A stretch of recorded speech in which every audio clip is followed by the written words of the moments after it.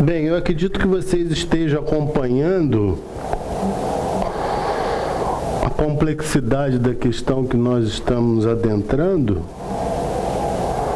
e poderem se situar minimamente em relação ao que nos leva a essa investigação, primeiramente a partir do seminário passado, no sentido da escrita.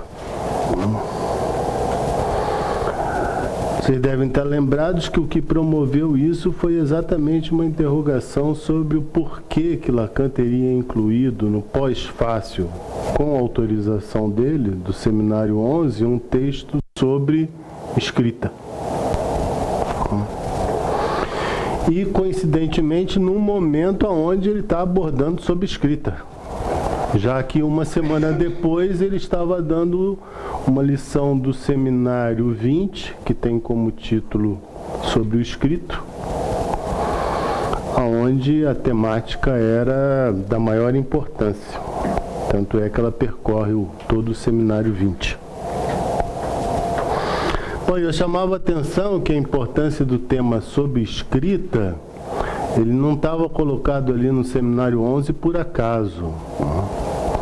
Não era com a finalidade de dar uma atualidade àquilo que correspondia ao momento da publicação do seminário. Muito mais do que isso, o que estava em jogo ali era de poder resgatar o sentido da escrita pela lógica, já que era esse sentido de uma escrita pela lógica que começa a fazer uma mudança na posição dele no Seminário 11 em relação à tradição que ele acompanhava até então pela linguística. Vocês sabem que toda essa escrita lógica se coloca no Seminário 11 por via dos círculos de Euler e através dessas operações de reunião e separação ou alienação e separação. Ainda que isso promova incidências no nível do discurso, é um fato que a estrutura dessa escrita é inteiramente lógica.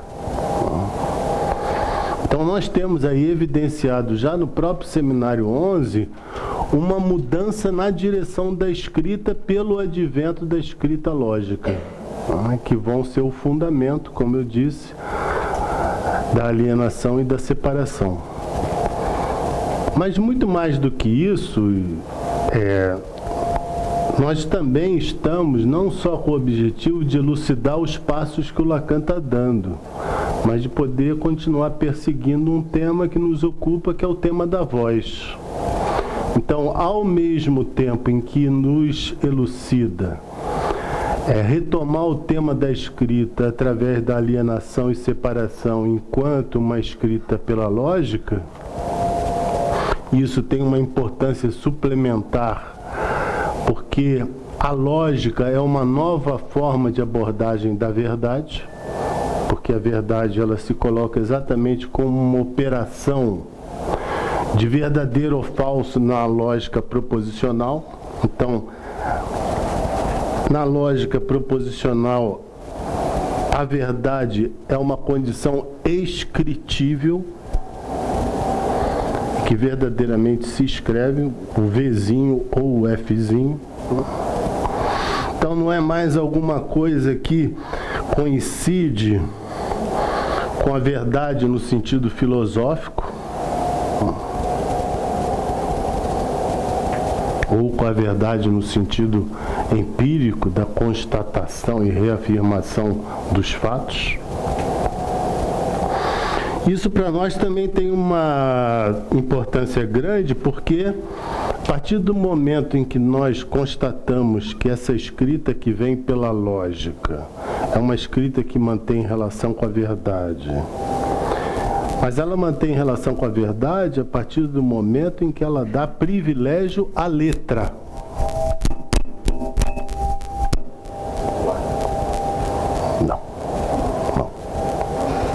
Algum espírito aqui.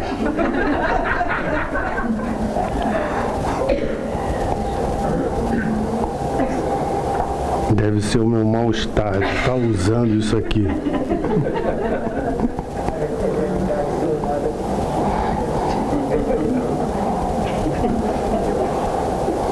Me sinto um pouco como uma marionete, assim, sabe?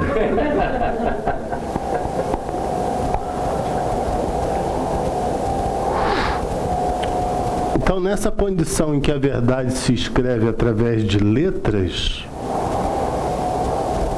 isso nos importa significativamente porque é a porta de entrada, é a porta de acesso a uma outra condição de elaboração do tema que nos reúne, que é a questão da voz. Porque o que nós vamos visar agora é de buscar os fundamentos da letra e do significante no tocante à voz. Não por acaso, ao mesmo tempo em que eu sugeri a leitura dos 3 capítulos do Seminário 12, eu solicitava também uma atenção especial a essa frase e essa leitura do Aturdito, o texto do Lacan que se encontra no Outros Escritos e que foi um dos textos de referência indicados para acompanhar o tema da escrita aqui de onde nós partimos. Vocês vão poder notar, e eu espero que possam acompanhar isso, porque para mim também é novo. Eu vou fazer um cotejamento dessa frase do Lacan com o Seminário 12. Eu vou ir e voltar. Mas por que eu estou privilegiando essa frase do Aturdito?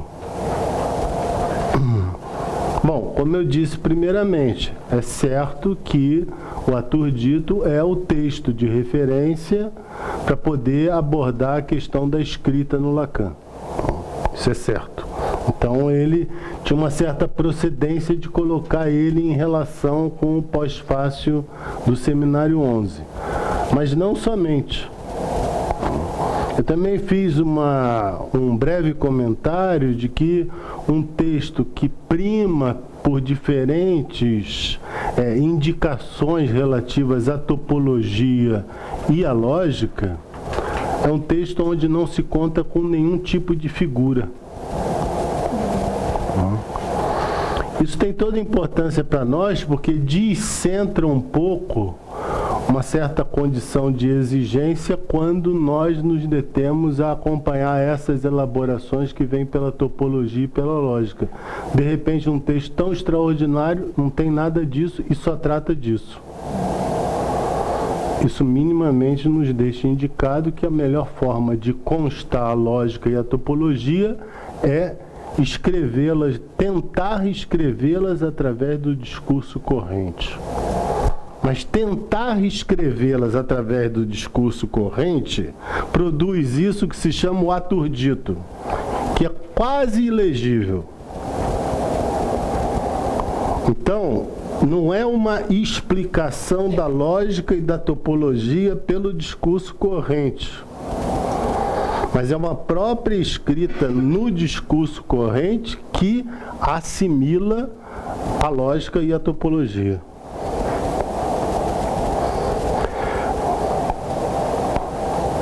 Essa frase, agora começando a aproximar daquilo que é o nosso interesse mais imediato e também o de mais longo prazo, que é o tema da voz. Qual a importância dela? Que se diga, fica esquecido por trás do que se diz. Eu não gosto dessa tradução em o que se ouve, mas no que se ouve, fica mais assimilável, me parece. Bom, primeiro vamos fazer uma decomposição dessa frase de forma que vocês possam assim entender o que está em jogo nela, antes de entender o sentido. Mas quais são os elementos que a constroem? Qual a lógica que está em operação aí? Ele em seguida, no parágrafo seguinte, ele diz: esse enunciado que parece de asserção, por se produzir numa forma universal, é de fato modal existencial. Como tal, o subjuntivo com que se modula seu sujeito é testemunha disso. É importante que se entenda isso aqui. Caso contrário, vai ser mais uma daquelas frases que se fica repetindo. Que se diga. Que se diga, fica esquecido. O que se diz que fica esquecido? É o dizer. Então vocês podem colocar a interrogação. O que daquilo que se diz fica esquecido? É o dizer. E o dizer fica esquecido como? Por trás daquilo que se diz. O que é aquilo que se diz? São os ditos. É aquilo que é falado. Mas aquilo que é falado só ganha sentido, como eu falei no seminário passado, e só ganha sentido no nosso campo de experiência, porque tem alguém que ouve, tem alguém que escuta.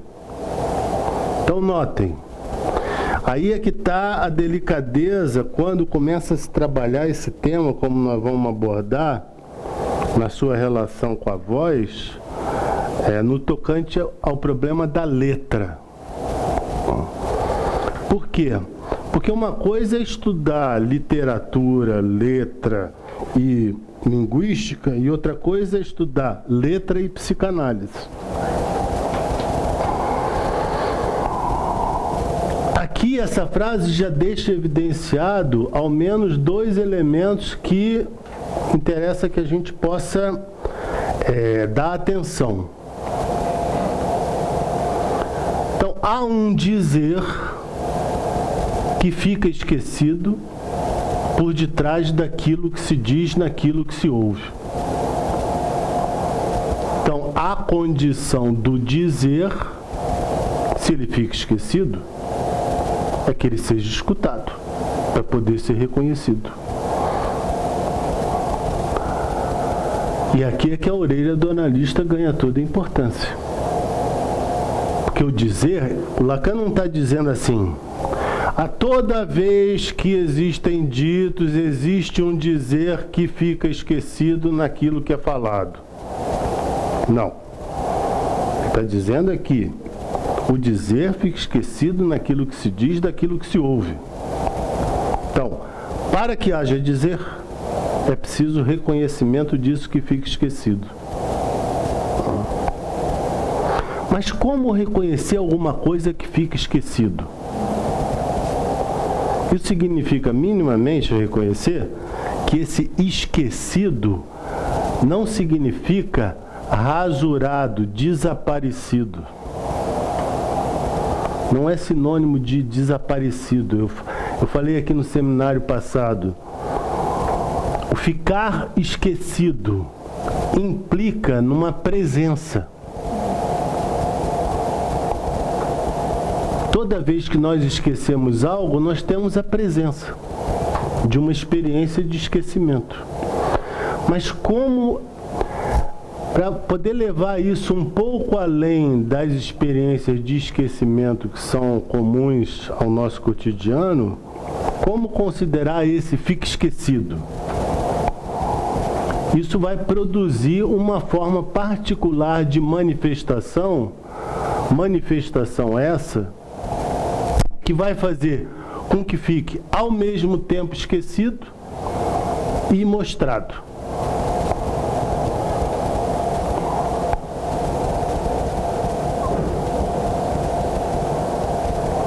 Mas, se aquilo que ao dizer fica esquecido naquilo que se diz, essa frase implica já numa das condições de entendimento do que é a letra para o Lacan. Porque essa frase, ela coloca em exercício um impossível. Qual o impossível? É impossível que o dizer e o dito coincidam.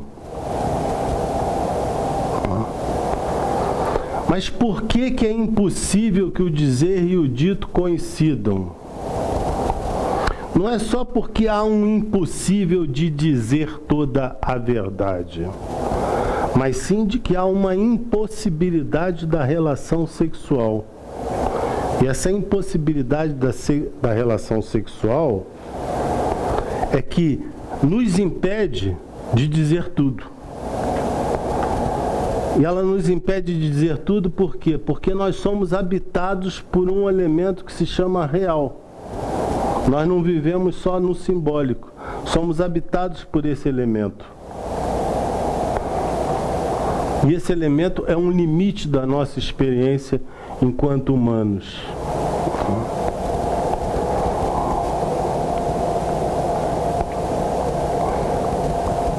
Mas para poder avançar ainda mais no entendimento dessa frase, de forma a tangenciar aquilo que nós vamos recuperar, e hoje já vamos começar recuperando do seminário 12 a partir dessa frase,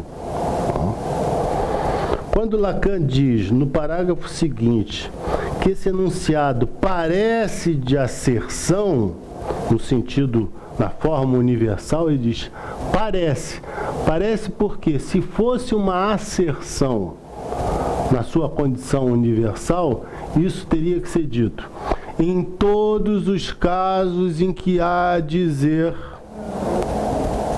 Isso é uma asserção de forma universal.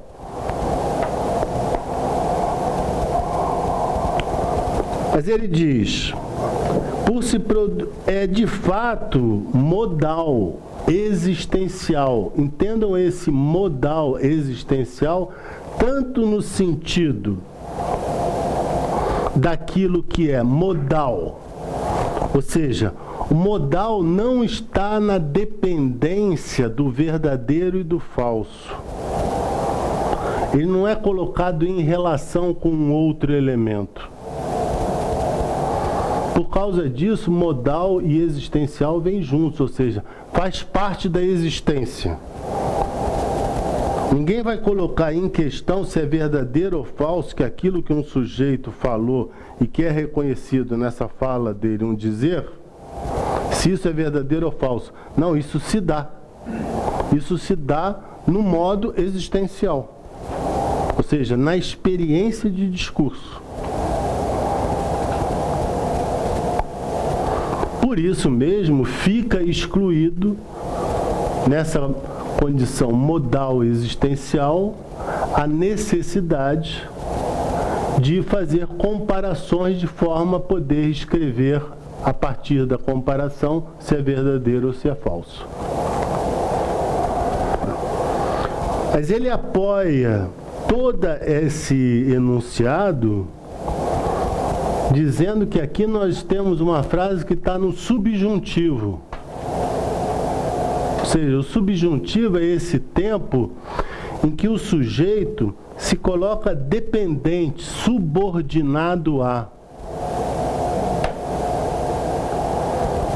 Então, o dizer está subordinado a só poder ser reconhecido naquilo que se fala, pelo dito, ficando esquecido nesses ditos e sendo escutado pelo outro. Que significa o quê? Significa que não existe na experiência analítica, e aqui a experiência analítica, a experiência propriamente da análise, não existe produção de dizer de forma espontânea. O dizer é retirado do dito.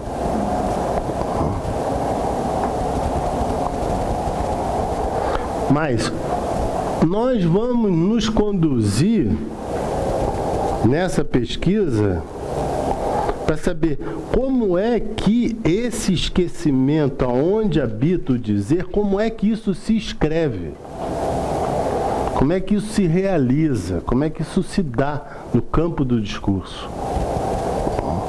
E aí exatamente que nós vamos ter que fazer uma pesquisa sobre a letra. Já não vai, e também vamos ter que nos haver sobre uma diferenciação mais rigorosa entre a letra e o significante, no sentido que nos oriente para essa pesquisa sobre a voz.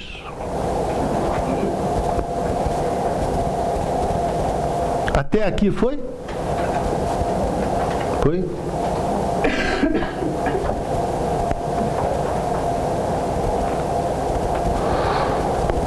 Tudo isso eu vou caminhar passo a passo, porque eu sei que o tema é difícil. Fala. Pode dizer que fica esquecido, que fica escondido? Não, ele não fica escondido. É aí que eu vou mostrar que esse ficar esquecido é uma forma de presença que só se torna inteligível por uma apreensão diferenciada da letra e do significante através da psicanálise. Então a solução para falar escondido. Não, aqui o ficar esquecido é o mais correto. Tá? Porque ele marca uma presença, mas ele não se revela. E o que nos interessa é poder nos perguntar qual é a modalidade dessa presença. Por isso, mais uma vez, a frase está reenviada a essa lógica modal, existencial, ou seja, existe uma tipicidade do discurso que faz com que o dizer compareça de forma esquecida naquilo que se diz através do que se ouve. Tem a ver com recalque? Tem a ver com um monte de coisa, nós vamos chegar lá.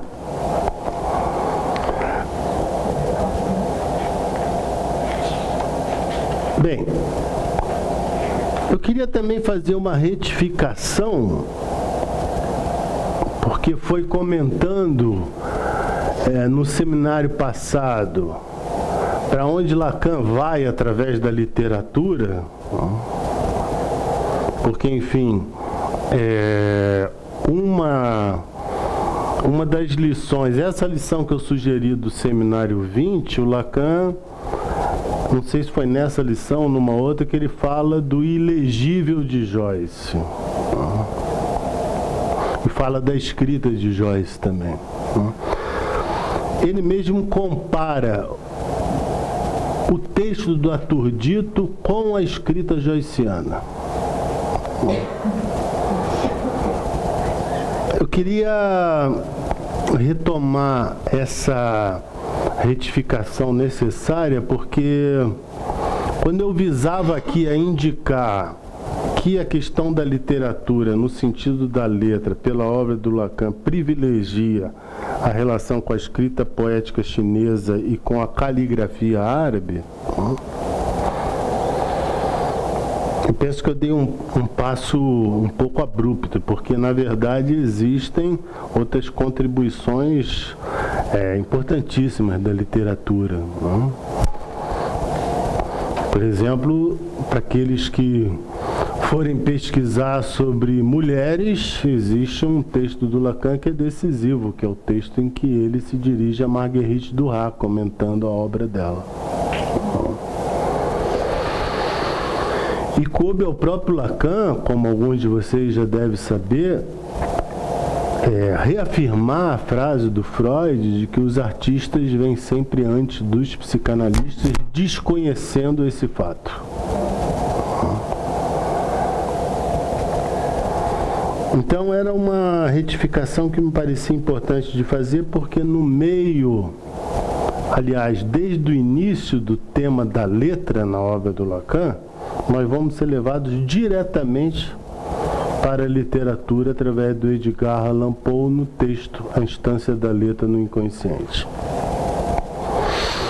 que é considerado por muitos dos estudiosos o primeiro texto de referência sobre a letra na obra do Lacan.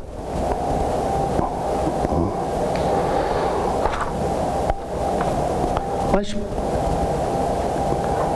por que esse que se diga fica esquecido por trás do que se diz, no que se ouve? Por que isso nos conduz para a questão do significante e da letra?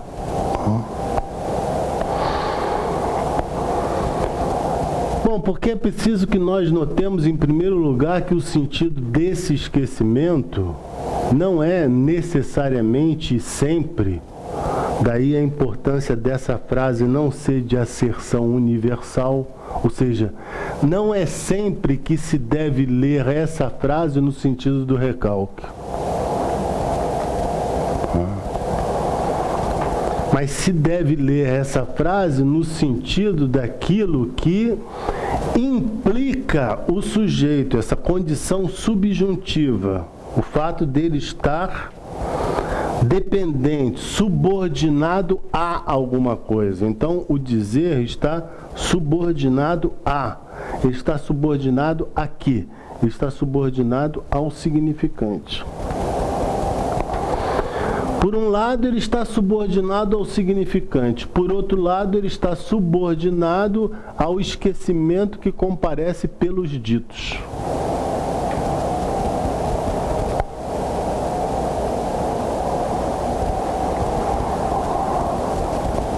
Vejam,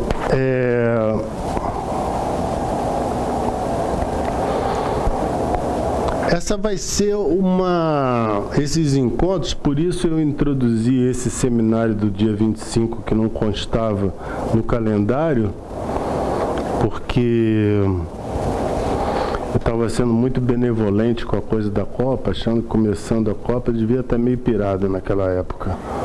Então, vamos trabalhar dia 25 sem nenhum problema. Porque esse estudo, ele vai nos exigir um pouco mais de dedicação.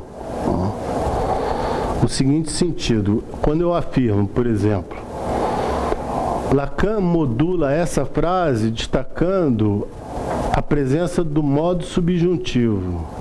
Isso condiciona que se entenda essa condição de dependência.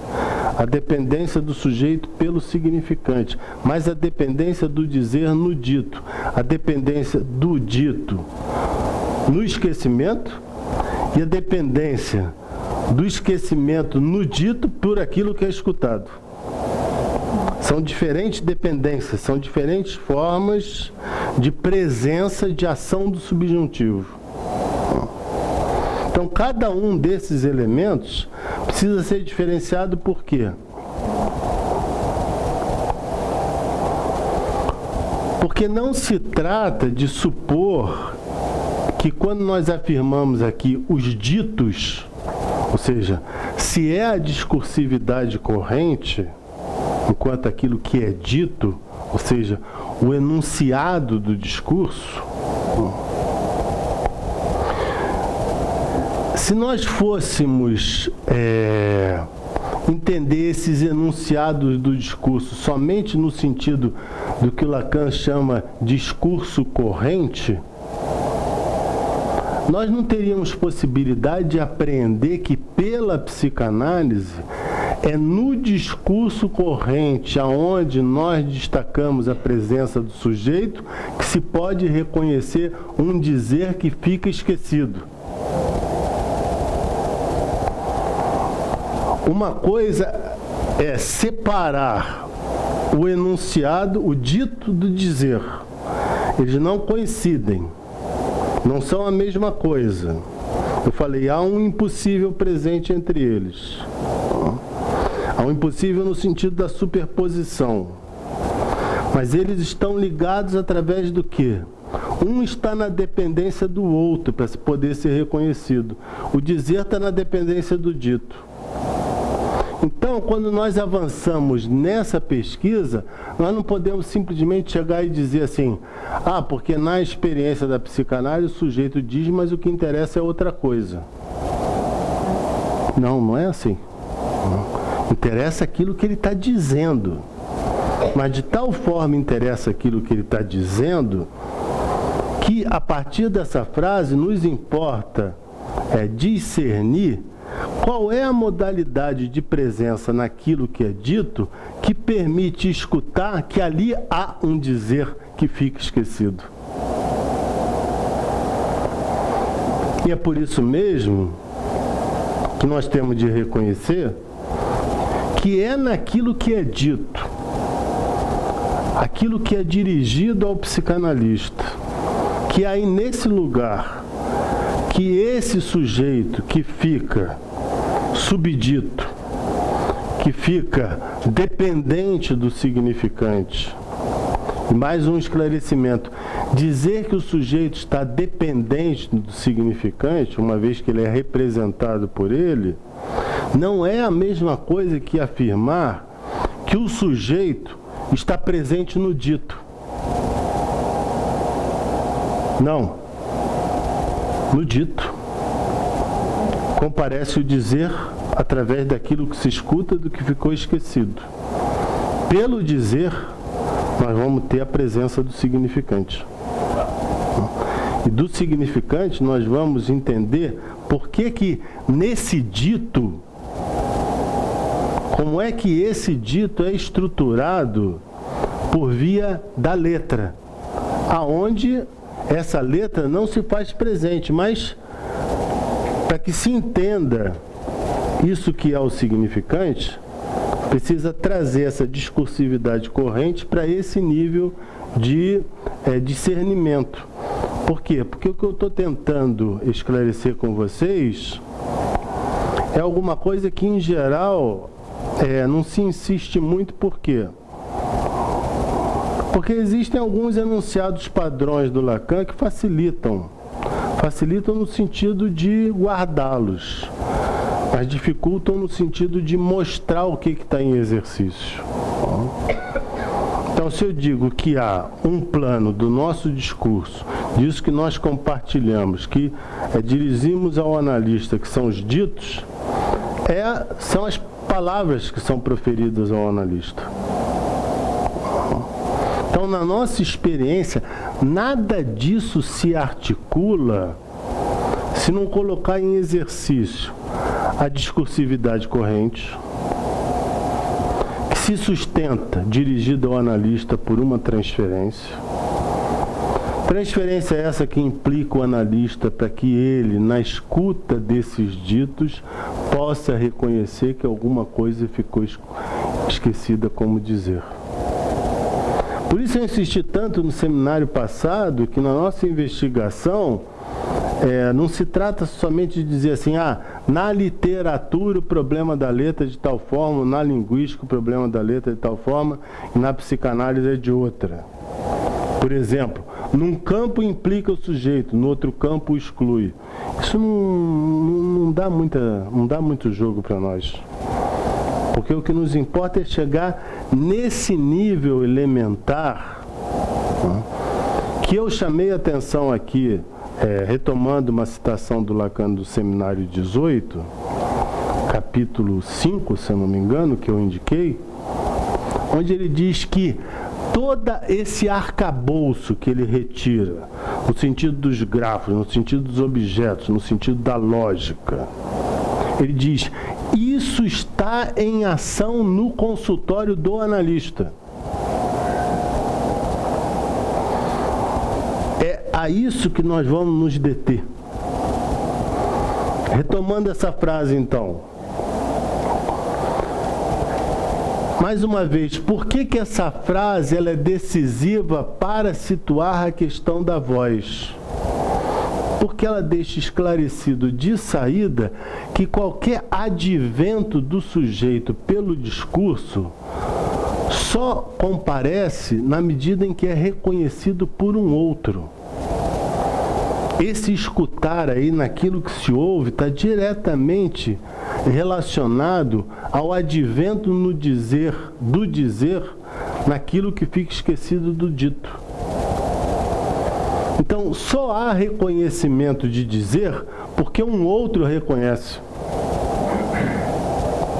Não existe experiência onde um sujeito diga assim, acabei de dizer um dizer. Isso não existe. O dizer, ele tem essa competência de surpreender o sujeito. Por isso, Lacan fez equivaler, em diferentes momentos, quando ele elaborou a questão do passe, ele vai dizer, é um dizer que passa. É um determinado momento em que se escuta alguma coisa de inédito, mas aquele que falava não escutava.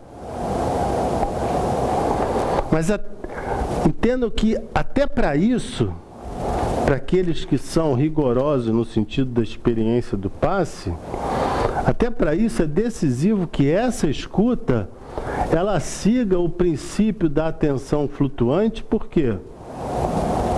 Porque não se trata de esperar que ali vai ser dito alguma coisa. Não por acaso vocês sabem que o Lacan reservava o lugar do psicanalista para o tolo, para o pato, para o bobo. E ele tinha muito regozijo de promover a importância do bobo do rei, que era exatamente que através das suas ironias denunciava aquilo que havia de verdade do rei sem poder ser articulado. Então, essa condição de escuta, ela indica que o dizer só surge na medida em que tem um outro que o reconhece o sujeito por aquilo que ele tem de traço de diferencial no seu discurso, mais articulado de uma maneira que não é mais a discursividade corrente, algo que emerge na discursividade corrente, mas emerge numa dimensão em que o próprio sujeito não se dá conta.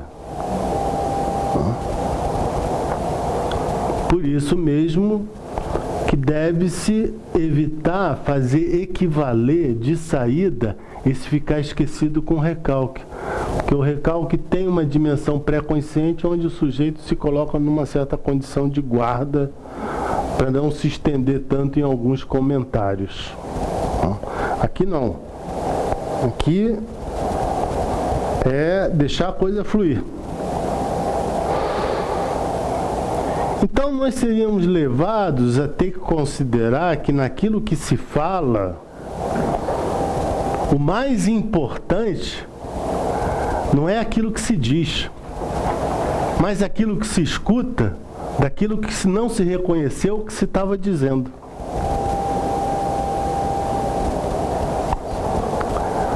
O mais importante no nosso campo de experiência não é privilegiar aquilo que está sendo falado somente, mas aquilo que pode ser reconhecido como uma presença esquecida naquilo que se diz. Então, no nosso campo de experiência, falar não é simplesmente emitir palavras. Falar é sempre, como já insistiu mais uma vez o Lacan, ele diz, falar é sempre falar para um outro. E essa condição de falar, ser sempre falar para um outro, é que implica ter que reconhecer que antes ainda da suposta importância daquilo que eu enuncio, a importância do que eu enuncio nesse campo de experiência que é a da experiência analítica, aí nesse exercício do divã, o que importa é que naquilo que se diz possa ser reconhecido uma presença que o próprio sujeito não tem condições de reconhecer. Consequentemente, o que nos leva a reafirmar o quê? Que não é tanto aquilo que se diz, mas aquilo que se ouve daquilo que se diz. Por isso mesmo, não é necessário ficar tão atento quando o sujeito diz para vocês: eu agora vou contar uma coisa que eu nunca disse. Presta bastante atenção. Tá bom, vou prestar atenção como eu presto a tudo. Mas não vou colocar a minha atenção mais ainda em destaque, porque a questão não está aí onde o sujeito supõe que se encontra a verdade dele.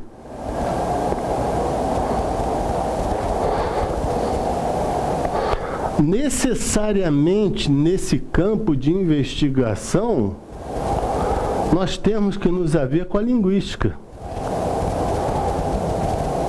Porque antes de nós havia linguística, antes do Lacan falar sobre isso. E aqui nós temos um outro problema que é o quê? É como se entende o significante desde a psicanálise. Vocês podem me dizer, bom, mas isso está respondido, Mauro. O significante representa um sujeito para outro significante. Bom, mas o significante representa um sujeito para outro significante. Mas no discurso isso é o quê? Naquilo que se fala, isso é o quê? Isso é o fonema? Isso é uma letra? Isso é uma sílaba? Isso é o quê?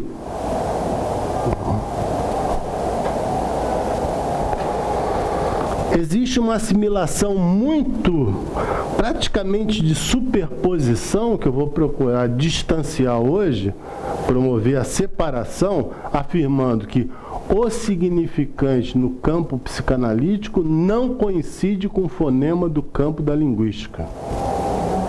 Não é a mesma coisa.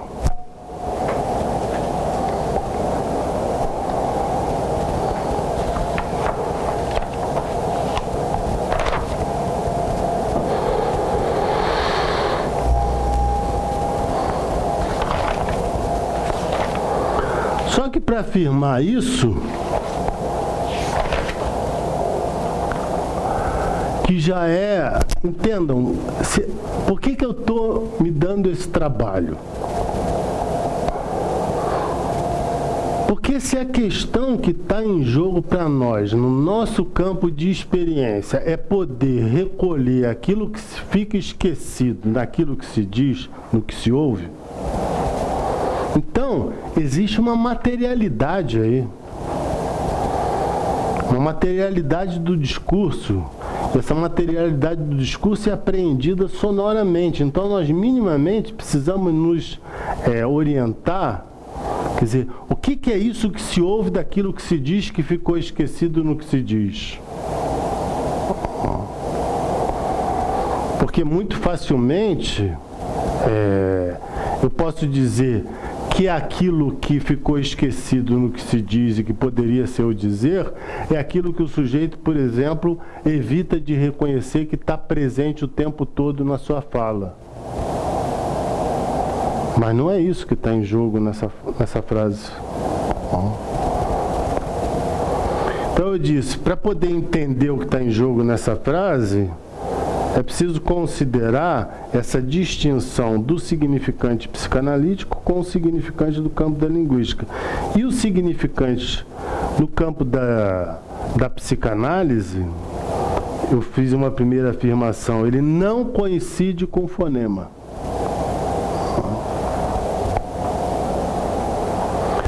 E o fonema no sentido do conjunto da articulação dos órgãos fonadores, num primeiro momento.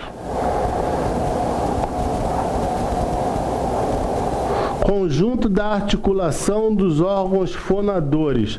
Não se chama fonema, por acaso. Isso tem a ver com o que se diz.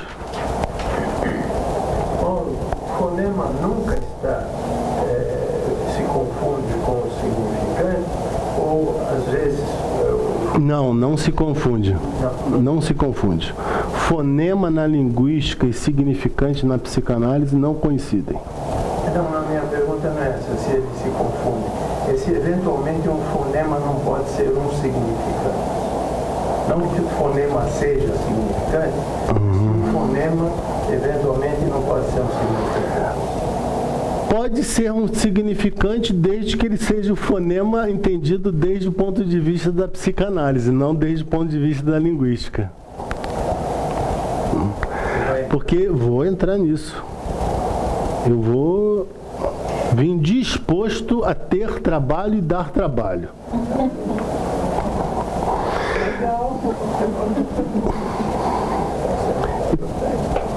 Então nós temos uma primeira apreciação esse conjunto da articulação dos órgãos fonadores, cujo efeito acústico estrutura o discurso.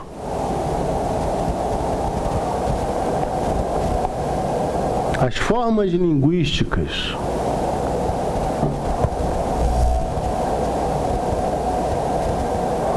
mas esses fonemas, eles não correspondem necessariamente às letras do alfabeto.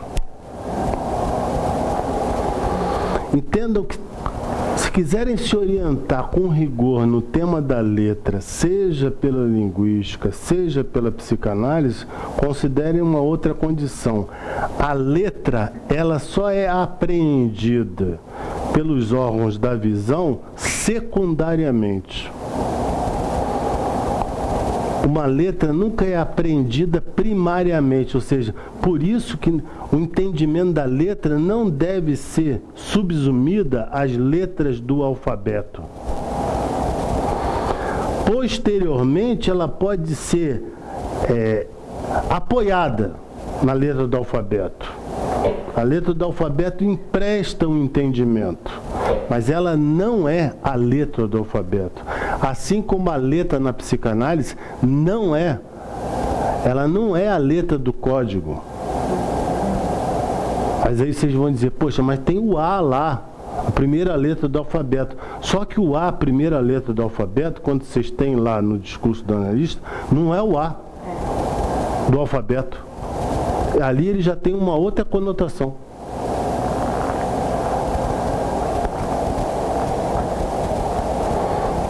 Então, se o fonema pela linguística implica essa diferenciação, como eu disse, não correspondem necessariamente às letras da grafia usual,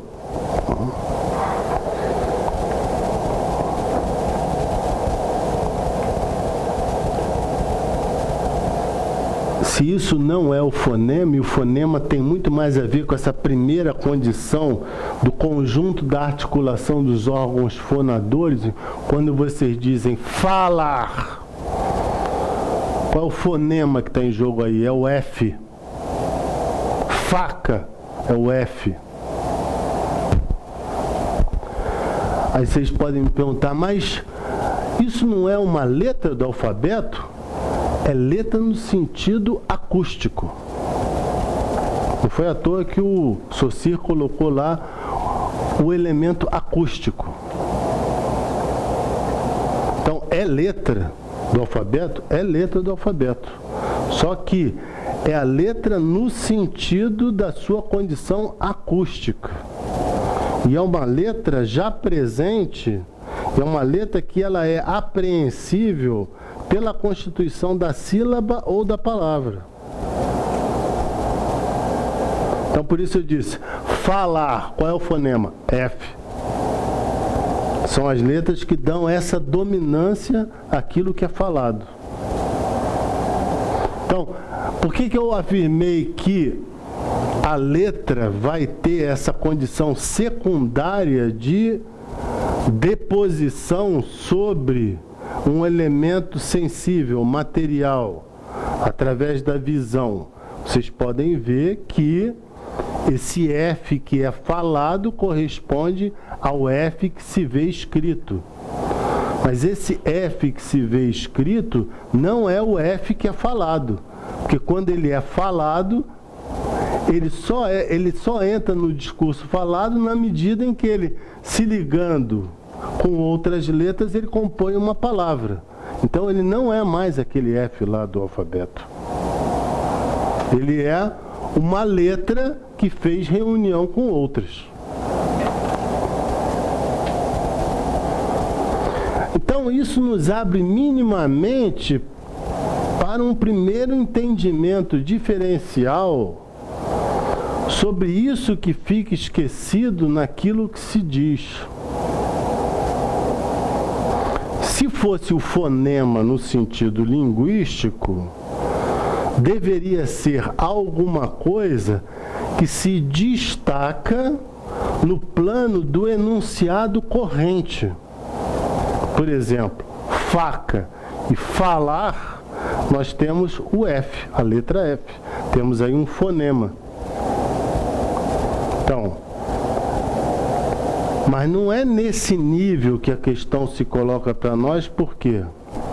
Porque quando eu estou falando de fonema no campo da linguística, eu estou falando de uma experiência de discurso onde se trata de uma língua que é compartilhada de forma universal, ou seja, por todos.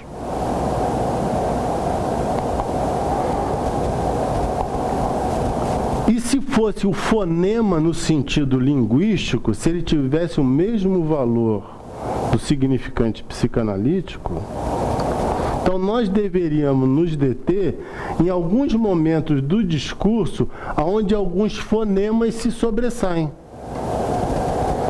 Mas é certo que nós não nos detemos em alguns fonemas que se destacam num discurso de um sujeito. Por exemplo, muitas vezes um sujeito fala uma frase aonde ela tem fonemas que se repetem. Mas não é porque tem fonemas que se repetem no sentido do código corrente que nós vamos interrogá-lo sobre isso. Não. Daí já a primeira diferenciação do fonema do campo linguístico para a questão que está em jogo do significante psicanalítico aproximando do fonema linguístico. Então, tá dando para acompanhar isso? Maíra? Tá? A primeira diferenciação necessária de considerar é que esse fonema do campo da linguística, ele está incluído nessa língua no sentido da universalidade da língua. Aqui, se no campo da nossa experiência nós temos uma particularidade, ainda que falando com os enunciados da língua corrente, né? Mas nós temos a particularidade de uma relação, essa relação ela privilegia o quê? Ela não vai privilegiar mais o fato do sentido, no sentido do sujeito se valer do código de forma eficiente, mais ou menos eficiente. Não. Aquilo que vai se destacar não tem mais a ver com os fonemas que ganham dominância no ato da enunciação. Não, aquilo que vai se destacar tem a ver com elementos que se destacam em função da forma como o sujeito habita a língua. Aqui no campo da linguística, nós partimos em primeiro lugar na consideração de uma língua que é comum a todos e o que o sujeito se vale dela para poder estabelecer as suas diferentes trocas. Aqui no campo da psicanálise, nós vamos ter essa mesma língua, no caso, o idioma brasileiro, mas o que vai nos interessar não é o fato do sujeito estar falando português. O fato que vai nos interessar é a maneira como ele se conta dentro dessa língua. Então, e é aqui que nós vamos encontrar isso que Lacan chamou a língua. Ou seja, como ele é tocado enquanto sujeito na sua relação com o desejo, junto àquilo que ele fala.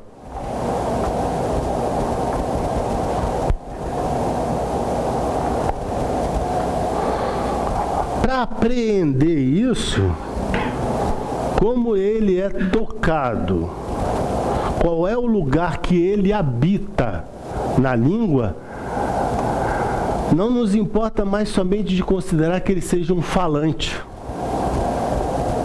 Por isso Lacan faz esse trocadilho de falente. Quer dizer, introduzir a falência na fala.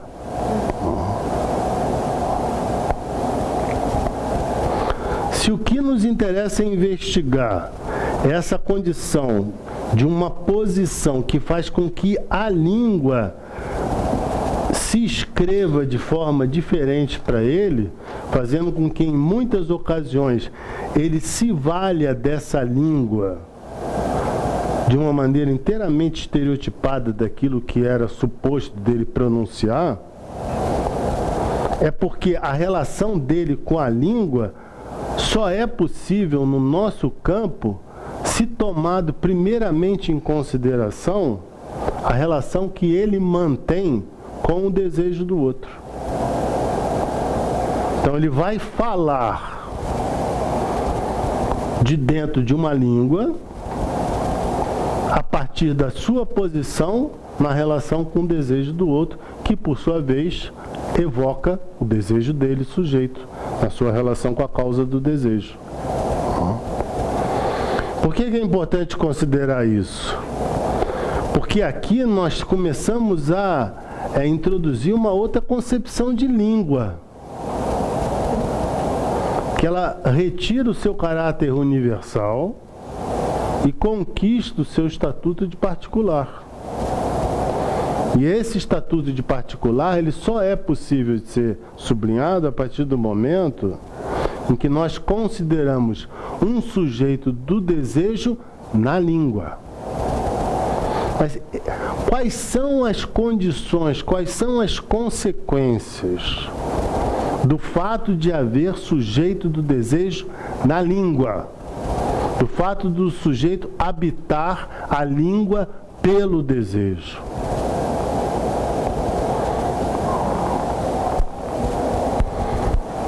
Antes ainda, será mesmo que se pode afirmar que um sujeito só habita a língua para a psicanálise a partir da sua posição no desejo?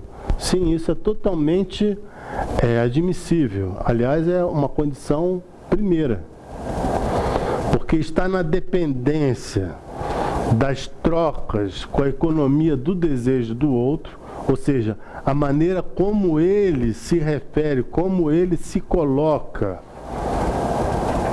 em virtude do desejo do outro afetá-lo, é que ele vai poder responder a esse outro no campo do discurso, se tornando, por exemplo, um falante que se faz escutar.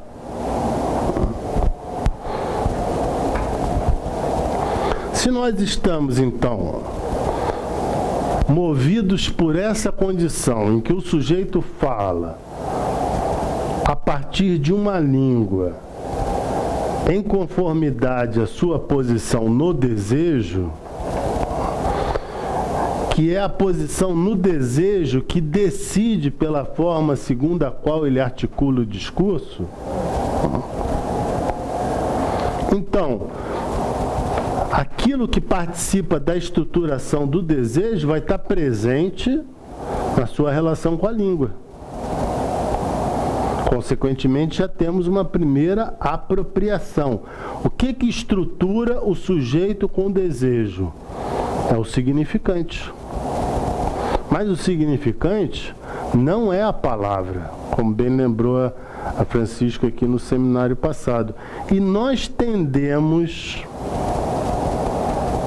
a superpor o significante com a palavra erroneamente. Uma outra condição para a inteligibilidade que vai nos levar a uma melhor compreensão do que está em exercício, tanto nessa frase quanto no sentido do tema da voz, é o significante não é coincidente à palavra.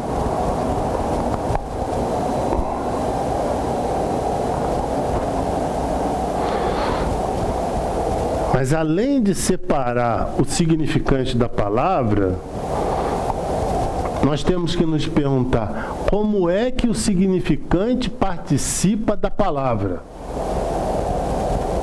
Porque afinal de contas, vocês devem estar notando que eu estou tentando chegar assim, pegar o osso, né? E é o que eu estou tentando mesmo.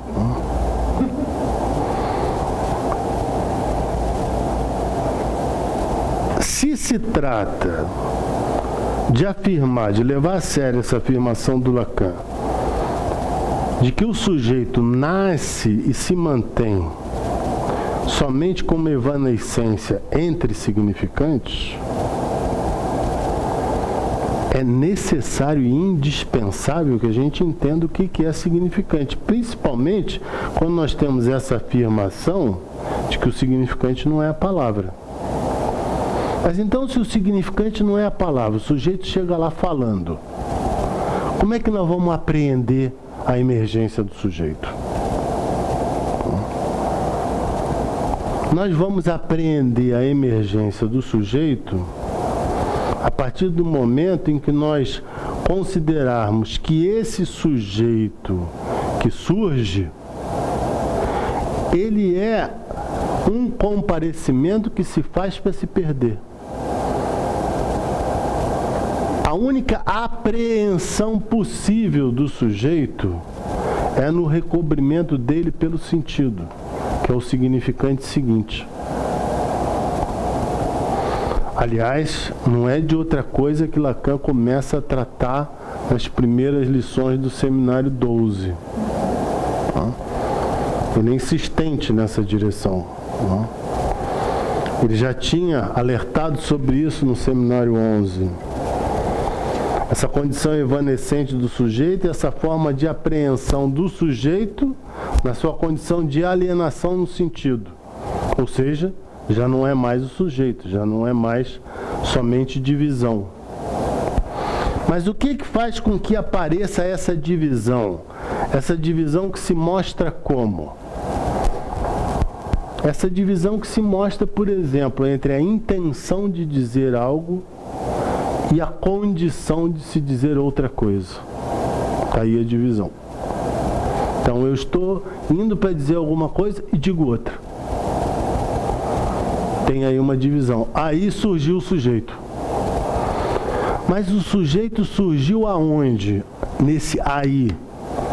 O sujeito está na frase? Não, o sujeito não está na frase, ele não é gramatical. Ele não mantém essa relação. Não é por acaso que Lacan vai investigar tanto o problema da sintaxe, da gramática e da fonética no seminário 12. Problemas com os quais nós vamos ter que nos haver também para discernir de maneira mais extensa esse problema. Mas quando advém o significante que é responsável pelo comparecimento do sujeito, nesse movimento que eu digo a vocês, eu tenho a intenção de dizer alguma coisa, mas digo outra. O que é esse dizer outra no interior daquilo que é a minha intenção? Esse dizer outra é alguma coisa que vai fazer com que isso que comparece seja algo que escapa às minhas intenções, sim, mas se escreve no meu discurso de uma forma diferenciada das palavras habituais do código. Então, é uma palavra que o sujeito se atrapalha para dizer. É uma palavra que o sujeito dá uma entonação diferente. É uma palavra que às vezes o próprio sujeito se corrige quando está falando, como se ele tivesse pronunciado alguma coisa errada. Vocês podem notar com muita facilidade que essa emergência do significante, ela cria isso que o Freud chamou no trabalho do sonho, uma elaboração secundária, ou seja, uma censura, que leva o sujeito a pedir desculpas em relação à pronúncia do que ele aplicou. Mas agora, retornando, então quando isso que se dá de uma forma inteiramente diferencial no plano dos enunciados, isso que se cortou é falado, não é? Isso que é falado e que se escuta e que é esquecido pelo sujeito naquilo que ele fala, porque ele tende a considerar que aquilo é um erro de pronúncia, nós temos aí a dimensão do significante. É o que vem, o significante, antes ainda, se ele promove a função de corte, é porque ele em si é corte. Então, quando ele advém através das palavras, ele advém como corte. Bem, mas esse corte nós o apreendemos sonoramente, como bem disse Saussure.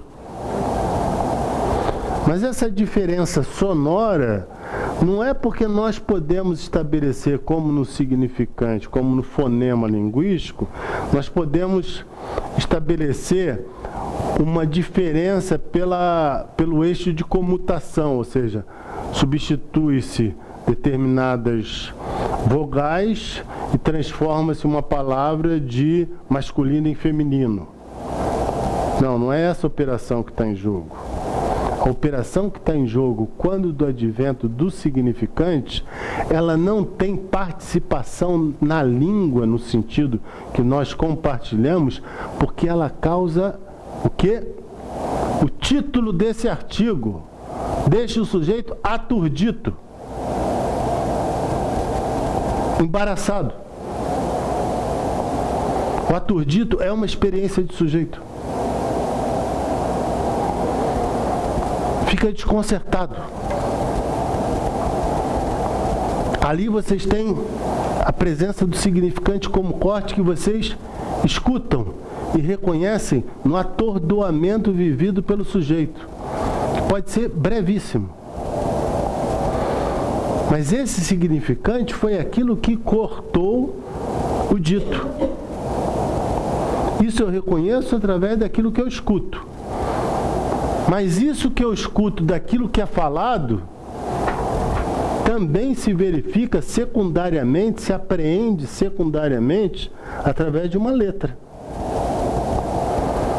Mas essa letra que se apreende secundariamente através do que foi cortado, digamos, o sujeito coloca uma letra a mais numa palavra que ele pronuncia para o analista.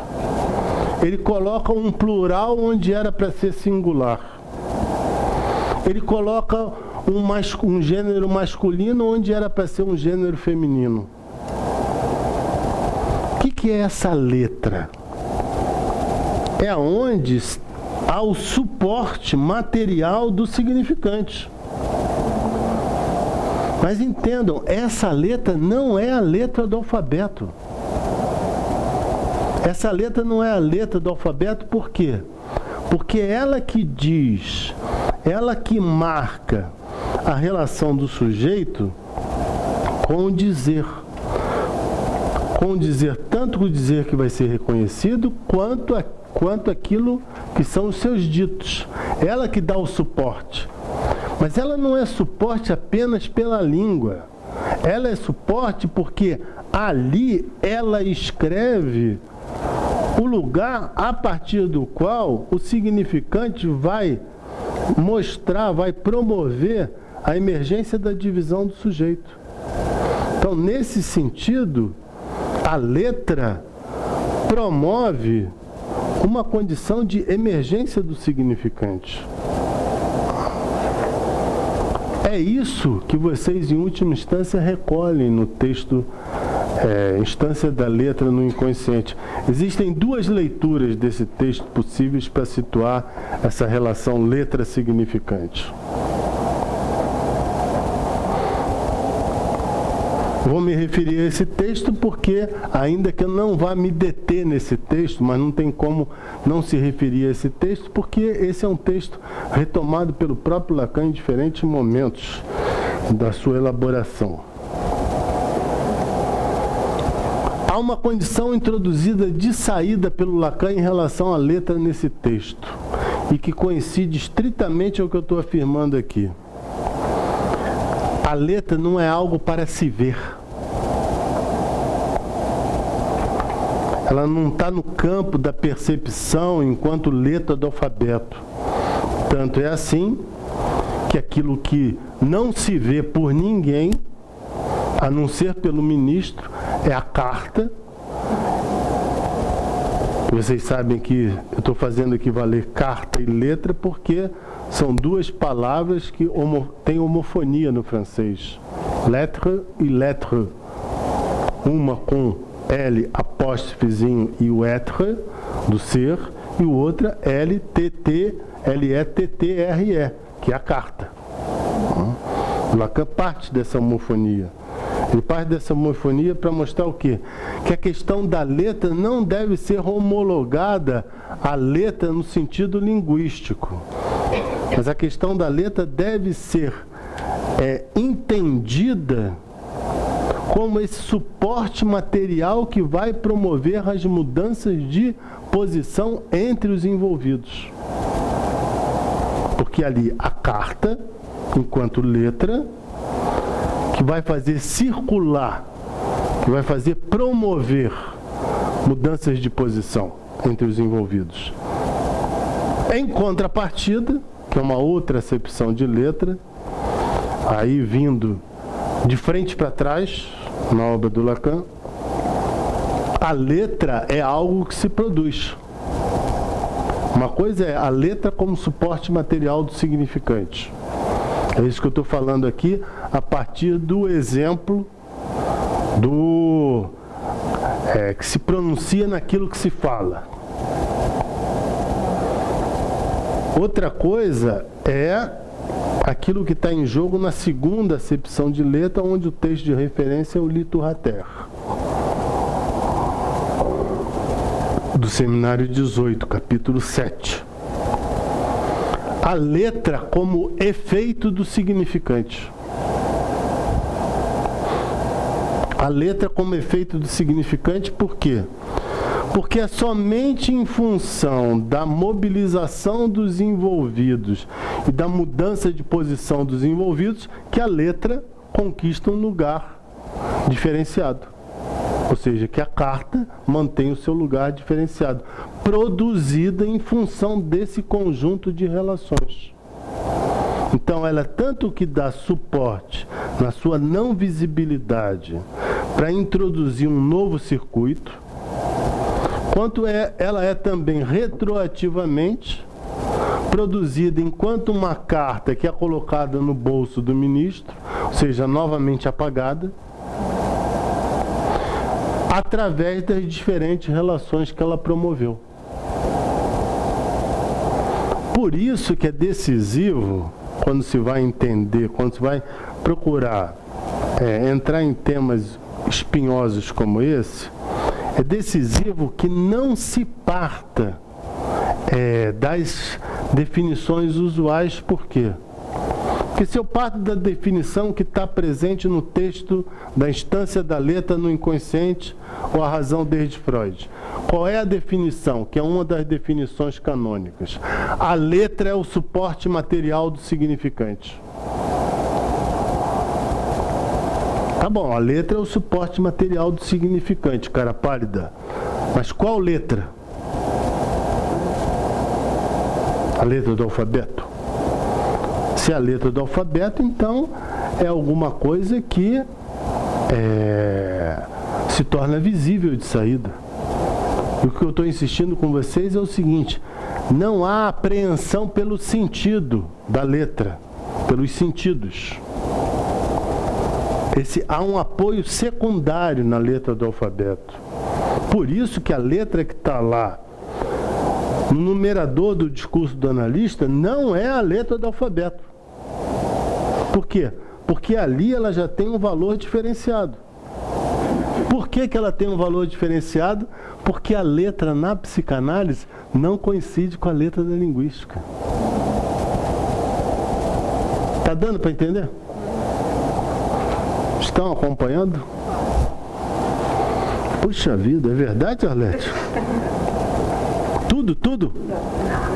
Não, assim você vai me deixar feliz demais para uma quarta-feira.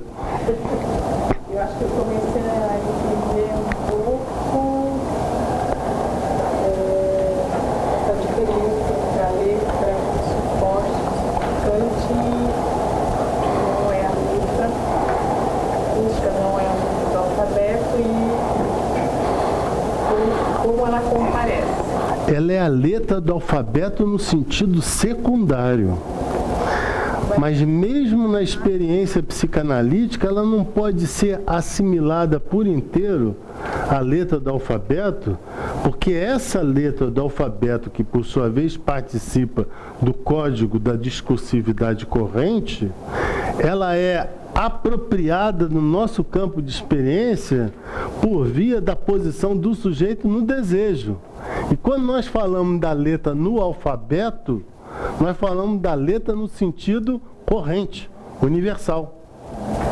Daí a necessidade decisiva de separar o campo da linguística do campo da psicanálise. Separa e junta. Separa e junta por quê? Porque eu só posso articular essa letra porque houve linguística antes.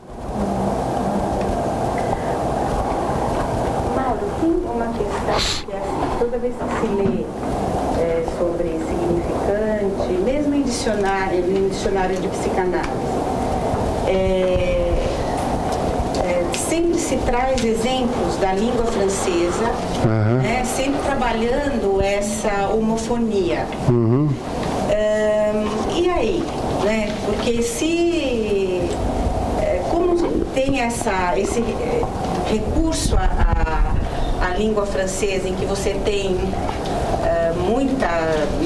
muitas palavras com o mesmo sentido, né? O som é o mesmo sentido, você acaba fazendo mesmo essa relação equivocada. Mas nós que fizemos a relação equivocada, ou aparece no dicionário? Existe um grande problema em relação ao entendimento do significante e os exemplos que são dados para ele. Porque é incontestável que o ensinamento do Lacan tenha proliferado a exaustão através da teoria do significante. Isso é incontestável. Incontestável por quê? Porque por aí é que faziam as maiores ligações com diferentes campos da ciência. Então, poucos analistas, diante da quantidade dos que existem, se dedicaram a aprofundar uma diferenciação nesse domínio, como nós estamos procurando levar aqui. Por quê? Porque sendo dessa forma, como eu estou afirmando, isso se pode recolher no Lacan, não? Se a questão não é a letra, no sentido do alfabeto, porque o alfabeto já é um alfabeto marcado pela relação com a causa do desejo. Então, aquilo que se escuta pelo significante, que faz uma divisão já na fala, já no dito, isso se escuta. Isso que se escuta é o quê? É uma palavra deformada. Essa deformação é um efeito da palavra ser estruturada pela cadeia significante que nos dá origem. Mas esse significante, ele tem um suporte, porque ele não é só sonoro. Ele é sonoro também. O suporte dele está onde? O suporte dele está na letra. Mas a letra está onde? A letra está no corpo. Por isso que, mais uma vez, nós vamos, através desse tema significante letra, nós vamos introduzir um outro elemento decisivo para situar o que seja a letra, e também para situar o que seja o significante, aonde o problema não fica reservado ao campo do discurso, mas ao domínio do corpo. E o que é essa letra no domínio do corpo? Por isso que nós vamos ter que nos interrogar para avançar rigorosamente sobre isso, o que é a chamada letra pulsional. E a partir daí, nós vamos chegar à letra no sentido da inscrição da voz. Primeiras damas. Está acompanhando, Célia? Eu achei bem fácil hoje. Poxa, obrigado. Mauro, eu fiquei pensando, eu pensei várias coisas e agora, de que você completa com a função, eu fiquei pensando na letra e no significante, que não são simples palavras ou a letra do alfabeto, mas marcados na história de cada sujeito. Carrega a história do sujeito, né? E eu me lembrei de um, analisando que eu tenho já há muito tempo, que o objeto que ele se faz no fantasma é o dejeto. E aí tem uma insistência, aparece, e ele depois vai percebendo a letra M. A gente pode pensar por aí, isso que você está trazendo hoje, porque eu fiquei pensando, aí ele recorta assim, o sobrenome dele, um dos sobrenomes, o sobrenome materno tem o M, depois tem mãe, depois tem o nome de namoradas que ele escolhe, tem a letra M. Você pode assimilar isso que eu estou dizendo e a experiência do seu analisante com a letra M na letra no sentido do campo do discurso. E tem uma repetição dessa. Mas a letra no sentido da inscrição do corpo, não. Não. Porque essa letra não tem tradução. Se vocês quiserem começar a apreender esse sentido da letra no texto freudiano, para saber por onde isso surge, é preciso retomar aquele esquema que ele escreve no capítulo 7 da Psicologia das Massas. Porque é dali, desses traços, que vai poder haver um entendimento do que posteriormente vai ser a letra. Eu ia começar a minha questão perguntando uma coisa que agora no fim você já respondeu. A questão era se o dito é sempre da ordem da oralidade, do oral, do falado, né? E você já disse que não, né? Aí eu fiquei pensando no Lacan fazendo referência ao Joyce, que é um escritor, e isso nos leva ao campo da arte, não? Literatura. Eu estava pensando no jogo das crianças, no jogo terapêutico, na ludoterapia. Não são a parte falada é muitas vezes muito escassa, às vezes até ausente, não? Eu estava pensando também na linguagem de sinais, pessoas que se comunicam com linguagem de sinais. E finalmente eu estava pensando também na questão da pintura. E especialmente isso interessa porque eu tenho lido a respeito do Leonardo e das interpretações que o Freud faz da obra do Leonardo pictórica e que o Lacan faz a respeito da obra pictórica. Eles fazem, não é a partir do dito da fala do Leonardo que eles captam o dizer do Leonardo. É através do visto, não? Então é através do visto da produção pictórica que se chega aos dizeres do Leonardo. Campo... Então, Bom, primeiro eu queria fazer uma retificação no que você disse que eu afirmei. Porque, em relação ao dito, o dito é aquilo que se fala, com certeza. mas e quando com língua de sinais? Não é falado. Não é falado. Então. Mas isso é falado pelo fato de haver letra. Então o sujeito que é surdo, ele se expressa. Ele tenta dizer. Então fala também é outra coisa na psicanálise. Mas necessariamente é uma tentativa de se dirigir ao outro. Por isso que o Lacan fala, falar é sempre falar a um outro. Mesmo quando eu estou num pleno solilóquio, eu estou falando para um outro. Mas o que eu queria colocar, que eu achei interessante, é que pela primeira vez nesse tempo todo que nós estamos falando da voz, eu me aproximei do que, acho que me aproximei bem do que seria a voz, não? No sentido de que o dizer aparece naquilo esquecido, no dito, e aparece naquilo que é escutado. Escutado. Quer dizer, não existe voz no sentido de emissão vocal. Eu diria que o dizer é a voz. E o que é escutado é a voz, mas que não é vocalização. E dá 15 dias, vai. 15 não, 20. Porque o próximo vai ser... Que dia hoje? Sim, hoje é 4. O próximo é o Christian. 20 de um dia você me dá. Fala, Daniela. Eu aguento. Acompanhou? Acompanhei. Engasgou pra falar acompanhei, hein? A minha pergunta é sobre a questão do significante, porque desde a faculdade eu aprendi dentro da teoria lacaniana a escutar o significante.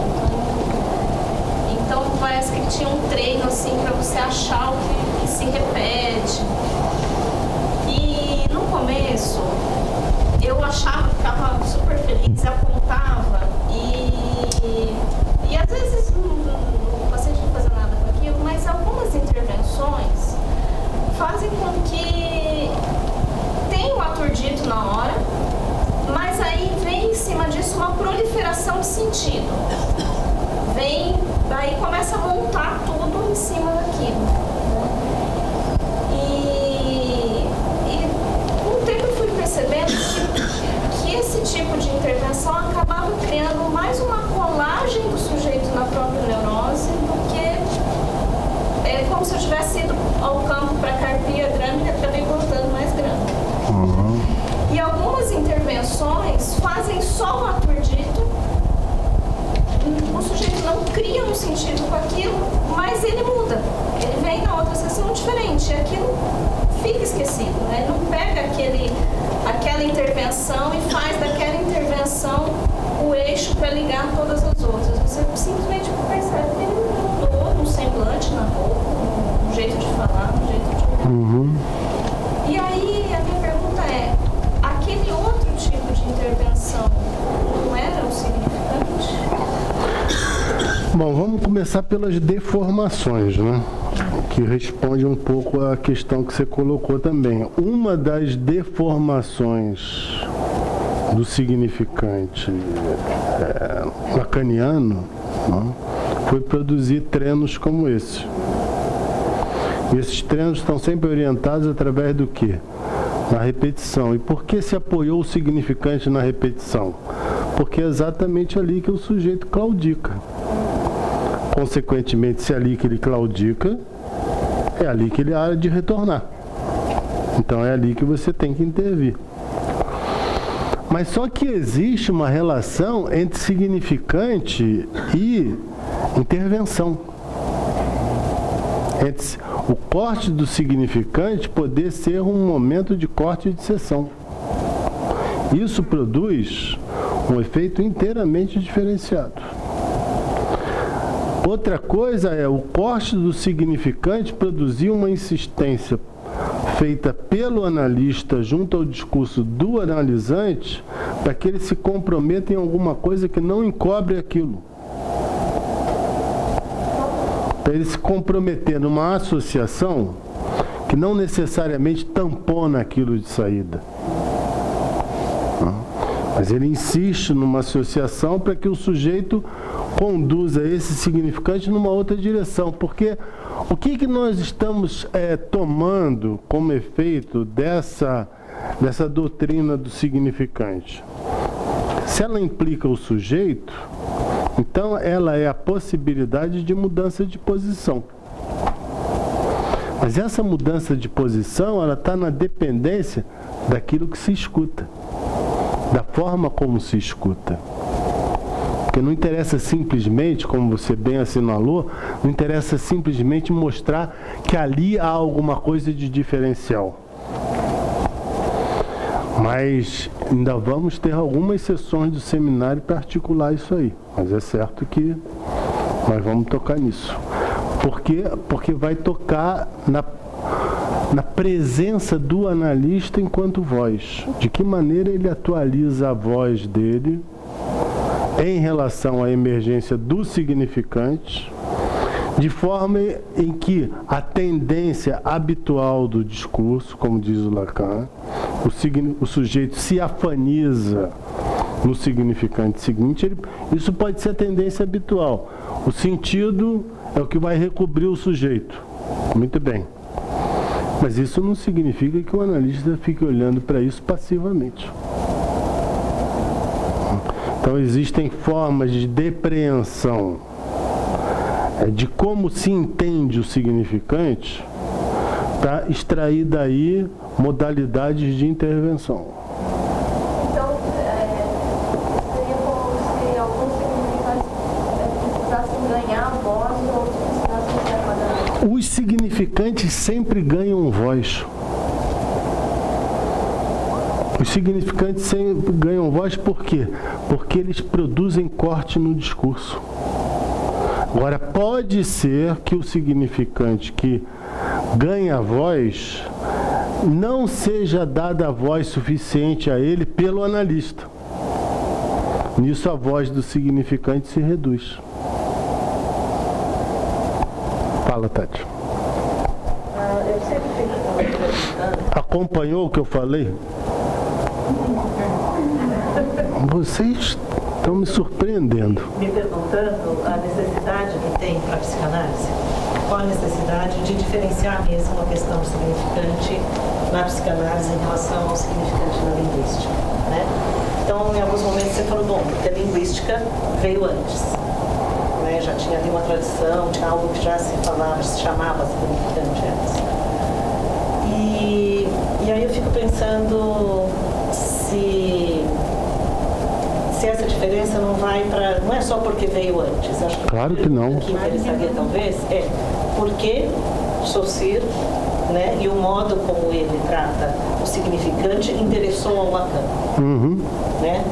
E eu fico pensando que talvez seja porque essa noção que Saussure postou de língua, né, faz ver mais por que essa língua que a gente fala, essa língua portuguesa ou o que seja, se presta tanto a ser suporte, a estar lá presente nessas operações que você vai mostrar do inconsciente. Talvez seja isso que interessou.